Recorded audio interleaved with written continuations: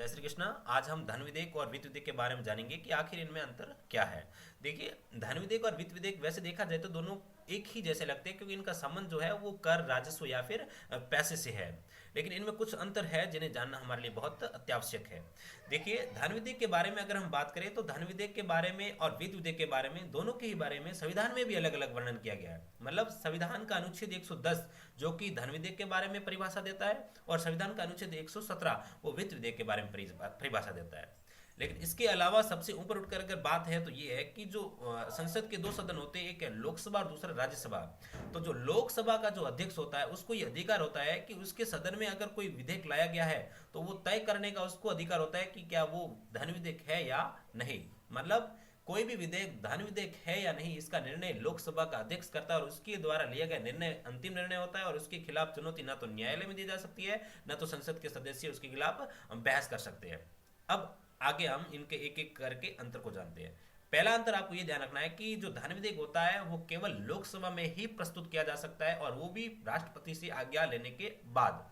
लेकिन जो वित्त विधेयक होते हैं, जो धन विधेयक के जो अलावा के जो वित्त विधेयक होते हैं, उनमें उनको लोकसभा में भी प्रस्तुत किया जा सकता है या राज्यसभा में भी प्रस्तुत किया जा सकता है। दूसरा चीज, धन विधेयक को लोकसभा में प्रस्तुत करने के बाद जब वो वहां से पारित होकर जब राज्यसभा में चला जाता है तो राज्यसभा को 14 दिन का नोटिस होता है कि 14 दिनों के अंदर अंदर उसको वापस लोकसभा में भेजना जरूरी होता है। और अगर वो 14 दिन के अंदर उस धन विधेयक को वापस नहीं भेजती है तो ऑटोमेटिक ये माना जाता है कि राज्यसभा से वो विधेयक पारित हो गया है। लेकिन अन्य वित्त विधेयक में ऐसा नहीं है। अन्य वित्त विधेयक में अगर लोकसभा ने जो धन विधेयक के अलावा के अगर जो वित्त विधेयक है उसने उन्हें अगर लोकसभा ने पारित करके राज्यसभा में अगर भेज दिया, फिर राज्यसभा को 14 दिन का यहाँ नोटिस नहीं मिल सकता। राज्यसभा चाहे तो उसको स्वीकार कर भी सकती है, चाहे अस्वीकार कर सकती है, चाहे तो उसको रोक कर रख सकती है। ये राज्यसभा के पास अधिकार है।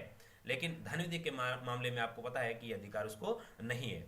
दूसरी चीज क्या होती है, जो धन विधेयक होता है, धन विधेयक के मामले में जब लोकसभा और राज्यसभा में गतिरोध हो जाता है, बहस हो जाती है, तो जो एक संयुक्त बैठक होती है, जो आपको पता होगा कि जो जॉइंट कमेटी या जॉइंट जो बैठक होती है उसको बुलाने का अधिकार राष्ट्रपति को है।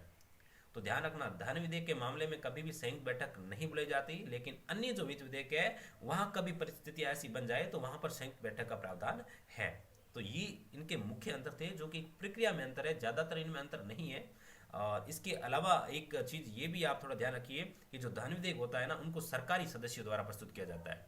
अब ये भी किसी के कंफ्यूजन होता है कि संसद के सरकारी सदस्य कौन होते हैं और गैर सरकारी सदस्य कौन होते हैं। तो आप ये ध्यान रखिए कि जो पार्लियामेंट जो है उसका जो लोकसभा है, मतलब जो सरकार बनती है ना, मंत्री परिषद, और मंत्री परिषद में जो मंत्रिमंडल होता है, तो आप इतना याद रखिए कि जो भी सांसद है उनमें जो मंत्री परिषद होती है वो सारे जो मंत्री होते हैं वो सरकारी सदस्य कहे जाते हैं। और जो सांसद सदस्य है, यानी संसद के सदस्य तो है लेकिन वो मंत्री की श्रेणी में नहीं है, वो मंत्री परिषद के पार्ट नहीं है, नॉर्मली है।